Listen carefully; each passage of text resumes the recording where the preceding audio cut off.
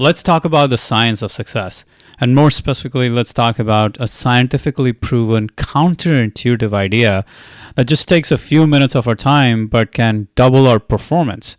And this fact-based proven idea comes from the book Succeed by Dr. Heidi Grant Halvorson, who's a psychologist who researches the science of motivation, and she teaches at the Motivation Science Center at the Columbia Business School.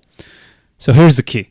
Most of us have this notion that we're not able to accomplish a certain goal because we don't know what to do. But the key is that we don't seize the opportunity in the moment to take action. Most of us fail because we're not seizing the moment or the opportunity to take action when it isn't right in front of us.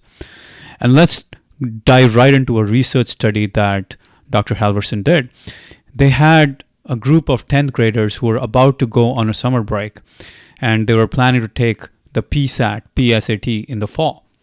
So the researchers gave them a book of PSAT practice tests and told them that it would be collected in fall when they come back, and the expectation was that they would do these practice tests.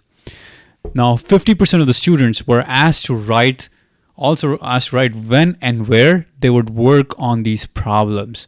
For example, after breakfast, on weekdays, in my room. And they were not given any reminders after that. The students didn't even get to keep the piece of paper on which their plan was written. The other 50% of students got to do no such planning. Now here are the results.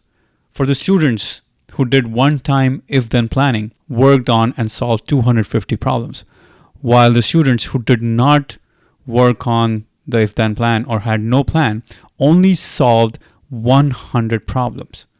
The planning itself took less than 2 minutes of their time, but it more than doubled the performance of these students. So what is going on here? How does it work and why does it work? Now let's just quickly go into how to do if-then planning, and then we'll talk about the neuroscience behind why if-then planning really works. Now, the way to do if-then planning is just to understand what will you do, where will you do, and when will you do it.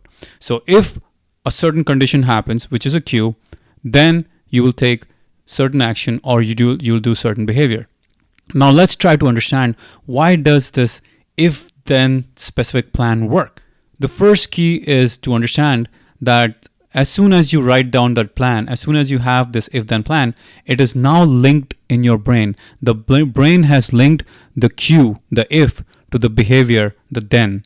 And that is really important. The second thing that has happened is the cue, the if condition, has become highly activated in your brain.